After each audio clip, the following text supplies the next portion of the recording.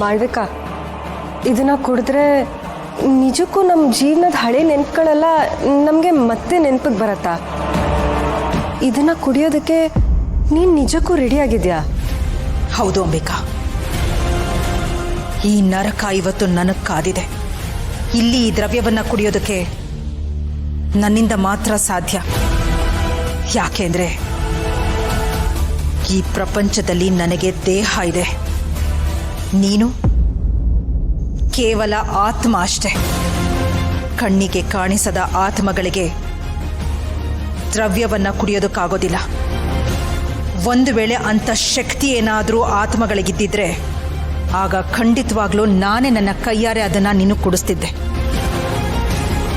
ಮಾಳ್ವಿಕಾ, ಇವತ್ತು ನೀನು ಇದನ್ನ ಕುಡಿದು ಎಷ್ಟೇ ನರಕ ಯಾತನೆ ಅನುಭವಿಸಿದ್ರೂ ನನಗೆ ನೋವಾಗಲ್ಲ. ಯಾಕಂದ್ರೆ ನೀನು ನಿನ್ನ ಜೀವನದಲ್ಲಿ ತುಂಬ ಅಮಾಯಕರ ಜೀವದ ಜೊತೆ ಚೆಲ್ಲಾಟ ಆಡಿದ್ಯಾ. ಇದು ನಿನ್ನ ಪಾಪಕ್ಕೆ ಸಿಗೋ ಶಿಕ್ಷೆ ಅಂತ ನಾನು ಅನ್ಕೋತೀನಿ.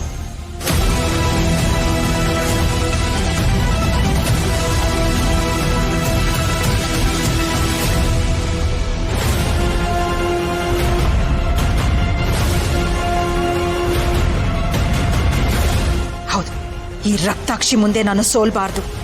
ಈ ಮಾಳ್ವಿಕನ ಸಾಮರ್ಥ್ಯ ಏನು ಅಂತ ನಾನು ಅವಳಿಗೆ ತೋರಿಸ್ಲೇಬೇಕು. ನಮ್ಮ ಮಂಜರಿಯಮ್ಮನ್ನ ಮತ್ತೆ ನಾನು ಒಲಿಸ್ಕೊಳ್ಳೇಬೇಕು.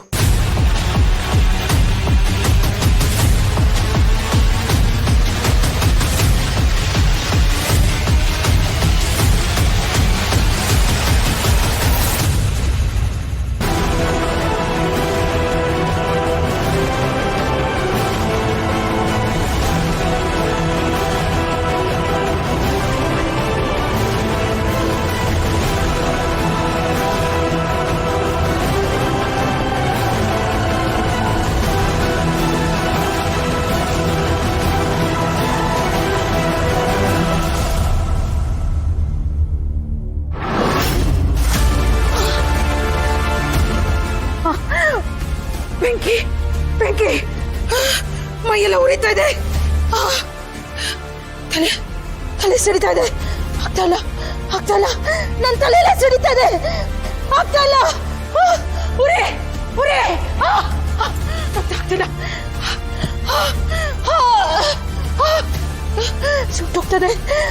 ಅಸಂಖ್ಯಾತ ನಿರಪರಾಧಿಗಳ ಆತ್ಮಕ್ಕೆ ದ್ರೋಹವೆಸಗಿ ಲೋಕಕಂಟಕಿಯಾಗಿ ಮೆರೆದ ಈ ಕುಲಾಂಗನಿಗೆ ಲಭಿಸಬೇಕಾದ ಪರಮೋಚ್ಚ ಪ್ರಾಯಶ್ಚಿತ್ತವೇ ಇಲ್ಲವೇ ಇವಳ ಪಾಪ ಕೃತ್ಯಗಳಿಗೆ ವಿಧಿಸಿದ ದಂಡನೆ.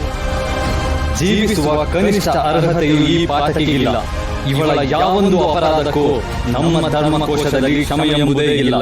ಕಾಲ ಚಕ್ರ ಉರುಳಿದರೂ ಇವಳಿಗೆ ಮುಕ್ತಿ ಸಿಗದು. ಇವಳ ವಿನಾಶವೇ ಇಂದಿನ ನ್ಯಾಯ, ಇವಳ ಸರ್ವನಾಶವೇ ನಮ್ಮ ಧರ್ಮ.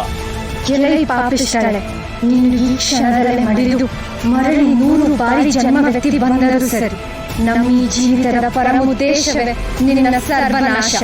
ನಿನ್ನ ಆಯುಷ್ಯವನ್ನು ಮುಗಿಸುವುದೇ ನಮ್ಮ ಜನ್ಮದ ವಿಧಿಲಿಖಿತ. ನಮ್ಮ ಖಡ್ಗಗಳು ನಿನ್ನ ಪ್ರಾಣ ಹೀರಲು ಸದಾ ಸಿದ್ಧ. ಸಾಕು, ಸಾಕು ನಿಲ್ಸಿ.